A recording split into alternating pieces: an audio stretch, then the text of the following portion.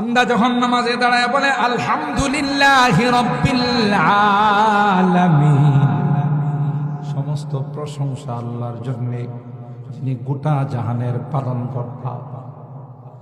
সাথে সাথে ওই প্রান্তে থেকে আল্লাহ জবাব দেয়, হামিদানি আবদি, আমার বান্দা, আমার গোলাম আমার প্রশংসা করছে।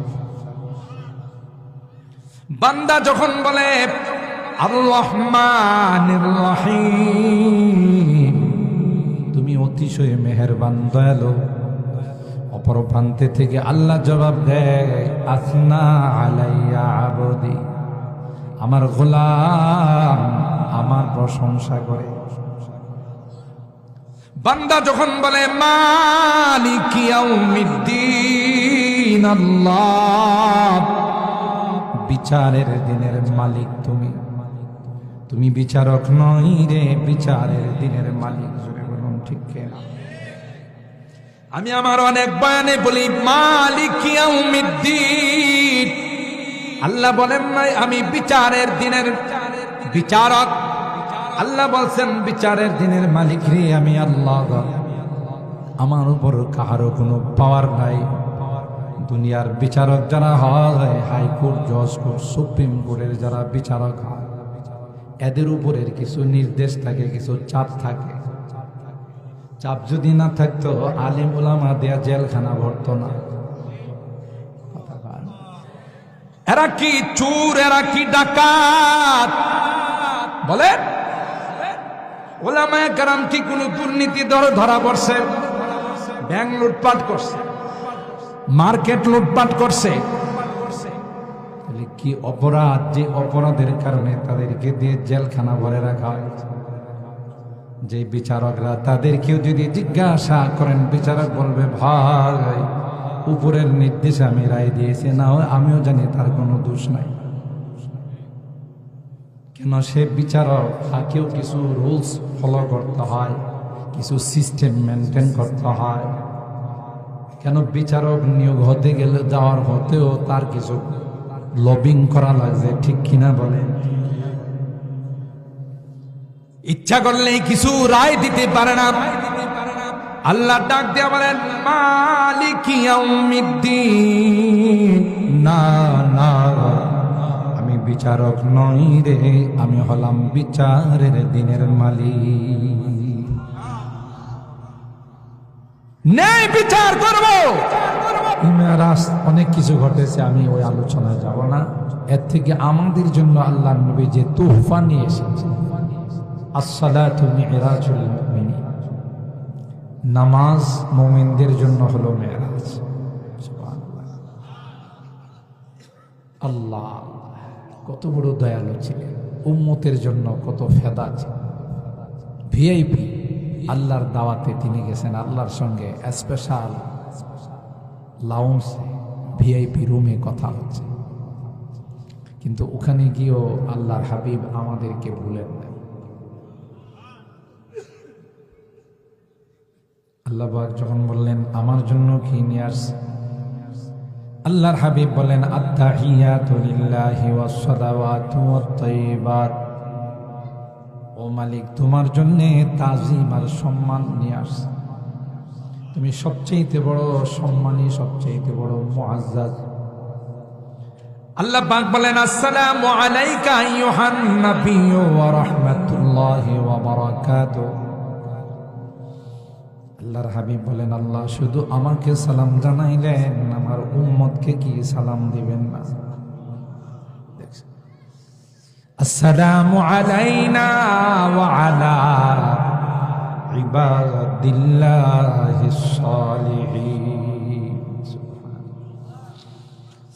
এরপরে আল্লাহর হাবিব বলেন আল্লাহ আমি তো আপনার সঙ্গে সরাসরি কথা বললাম, আমার কোন উম্মত যদি আপনার সঙ্গে কথা বলতে চায়, কোন নাম্বারে কল দিলে, কয় নাম্বারে কল দিলে আপনাকে পাওয়া যাবে?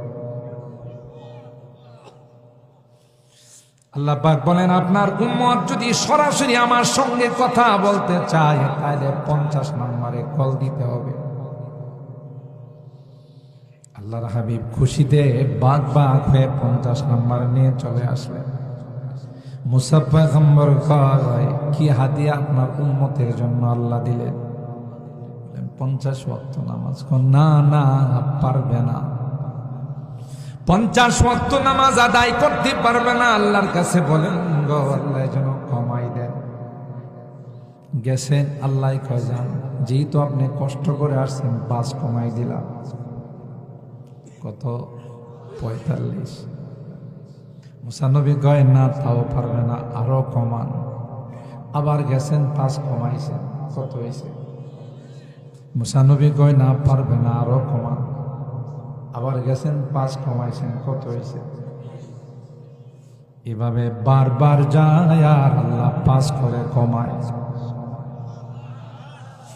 একটা পর্যায়ে আল্লাহ পাক বললেন, ও আমার হাবিব জান, 45 মাইনাস করে দিলাম, শুধু 5 ওয়াক্ত নামাজ রাখলাম। কিন্তু মনে রাখেন, মা ইউবাদদালুল কওলু লাদাইয়া ওয়া মা আনা বিযাল্লামিল লিল আবিদ। আমার কথার কোনো রদবদল নাই, কোনো পরিবর্তন নাই। আমি যা বলি রে তাই আমি রাখি। 50 বলছি, 5 দিলাম, বিষয়টা এরকম নয়। উম্মত 5 পড়বে, আমি আল্লাহ 50-এর সওয়াব দেব। একে 10, একে 10। মুফাসসিরিনে কেরাম বলেন, আল্লাহ পাক তো ইচ্ছা করলে প্রথমবারই বলতে পারতেন জান 45 মাইনাস 5 দিলাম, কিন্তু না না, আশেক আর মাশুকের খেলা। সুবহানাল্লাহ। কিসের খেলা? কারণ আল্লাহর নবী বলেন, আনা হাবিবুল্লাহ ওয়ালা ফাখরা।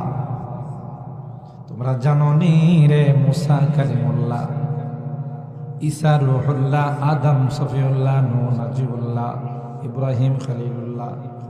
আর আমার পরিচয় জানো নি রে, আনা হাবিবুল্লাহ ওয়ালা ফাখরা।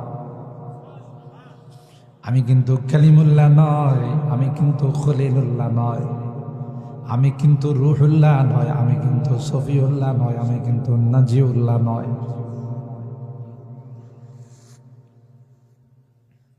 আমি হলাম হাবিবুল্লাহ। হাবিবুল্লাহ বলা হয় আল্লাহর পক্ষ থেকে যাকে প্রস্তাব দেওয়া হয়েছিল, ওগো আমার হাবিব, আপনাকে আমি বন্ধু বানাইতে চাই। দেখছেন? বেশ, এই জন্য তো হাবিবুল্লাহ আর কালিমুল্লাহর মধ্যে আকাশ পাতাল। বনি ইসরাইলকে নিয়ে যখন হযরত মুসা পয়গম্বর লৌহি সাগরের পারে চলে গেলেন, কার হুকুমে? নবীরা কি নিজের ইচ্ছায় কিছু করে? যখন সামনে সাগর, বনি ইসরাইল কয়, খালা আসহাবু মুসা ইন্না লামুদরাকুন। মুসা, তোমার তো নিয়ত ভালো না, তোমার তো নিয়ত ভালো না, তুমি আমাদের মারার জন্য সমুদ্রের পাড়ে নিয়ে আস। যাতে বনি ইসরাইল এগুলোই এখন যাযাবর, ঘর জামাই ইসরাইল, হানাদার ইসরাইল। কথা বলেন ঠিক কি? বড় খারাপ। এটা বহু আগে হিটলার বুঝছে। হিটলার, মিস্টার হিটলার 60 লক্ষ ইহুদিকে নিধন করছে। তখনকার যুগে 60 লক্ষ ইহুদিকে মারা, এটা চারটিখানি কথা। সাংবাদিকরা তাকে প্রশ্ন করেছিল, কি অপরাধ তাদের, একসাথে এতগুলো ইহুদি মারলে, কারণ কি? তখন তিনি জবাব দিয়েছিলেন, কয়েকটারে রাখলাম, বুঝবা পরে কি লেগে মারছে। এই যে এখন দেখেন, গোটা বিশ্বটাকে এই কয়েকটা হায়নার দল, ইসরায়েলের ইহুদির বাচ্চারা গোটা বিশ্বটা চালায়। এদের ষড়যন্ত্রে গোটা বিশ্ব থরথর করে কাঁপে। ওই আমি আমার অনেক বয়ানে বলি, হযরত শেখুল হাদিস রাহমাতুল্লাহ আলাইহি প্রায় ওনার বয়ানে আগে গেলে শুনতাম, উনি বলতেন যে মিয়া সাহেব, আগে শুনছি কুকুরে লেজ লড়ায়, এখন দেখি যে লেজে কুকুর লড়ায়। আমি বুঝতাম না যে হুজুর এটি কি কয়, আপনাদের বিদ্যাকুটি কি লেজে কুকুর লড়ায় না কুকুরে লেজ লড়ায়? তো এই আল্লাহর ওলি বলতেন যে এখন দেখি যে না, লেজে কুকুর লড়ায়। তো হুজুরদের কথাটা এখন বোঝা আসতেছে যে আসলে তো বাস্তব গোটা বিশ্বের কয়েকটা মাত্র ইহুদির বাচ্চা, কিন্তু গোটা বিশ্বটাকে অস্থির করে রাখছে এই ইহুদির বাচ্চা। আর আল্লাহ তো এই জন্যই বলছেন লাতাজিদান্না আশাদ্দান নাস লাম ইবতিদা লিতাকিদ নুনে সাকিলা লিতাকিদ সিগায়ে ইসমে তাফজিল আশাদ লিতাকিদ। স্ট্রংলি মজবুত করে আল্লাহ বলেন লাতাজিদান্না, হে নবী অবশ্যই অবশ্যই মুসলমানদের সবচাইতে বড় দুশমন হলো ইহুদিরা।